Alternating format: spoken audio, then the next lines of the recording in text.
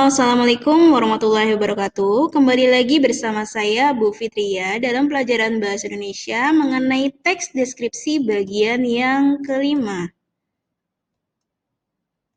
Oke, materi hari ini adalah pola pengembangan teks deskripsi. Pola pengembangan teks deskripsi ini ada 3 macam jenisnya. Yang pertama, yaitu adalah pola tematis. Pola tematis adalah pola yang menggambarkan objek berdasarkan ciri, bentuk, warna, ukuran, dan jenis.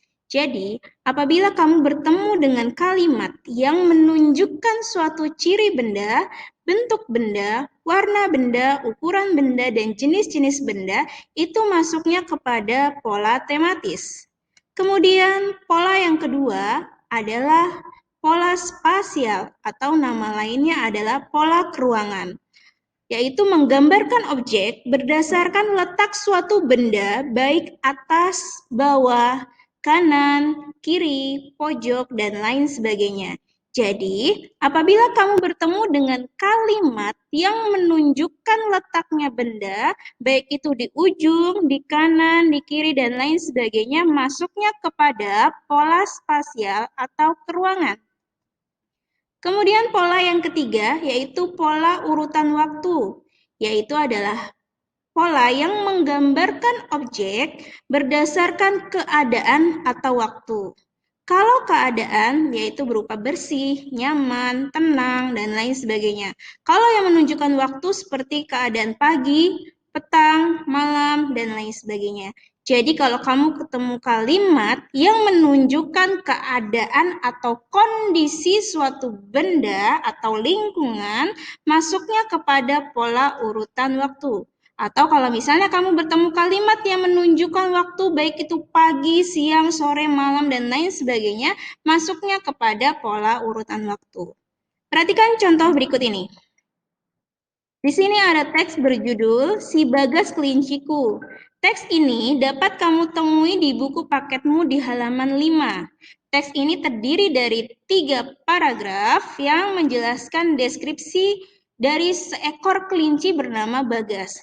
Nah, pada teks ini kita bisa mencari kalimat-kalimat yang menunjukkan pola tematis, keruangan, dan urutan waktu. Nah, kalimat-kalimat yang harus kita cari tidak harus berada pada paragraf 1.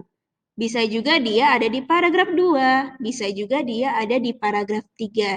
Jadi, kalau kamu diminta mencari kalimat yang menunjukkan pola pengembangan teks deskripsi, carilah kalimat dari masing-masing paragrafnya. Boleh dicari acak ya, secara acak.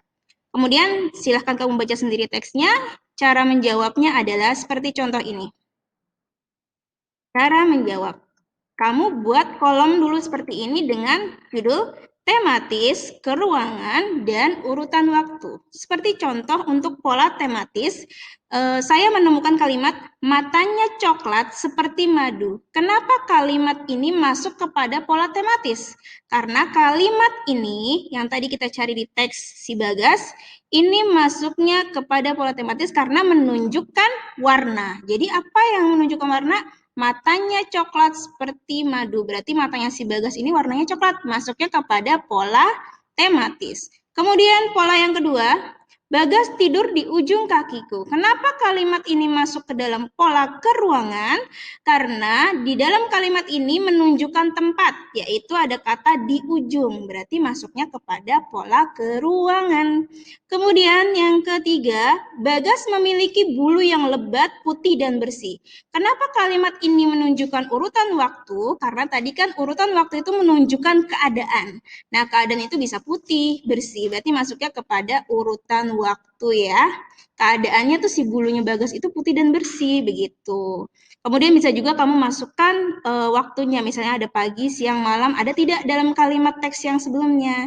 Jadi begitu ya cara nyarinya ya. Tulis kalimatnya. Tidak perlu panjang-panjang. Yang penting menunjukkan pola tersebut.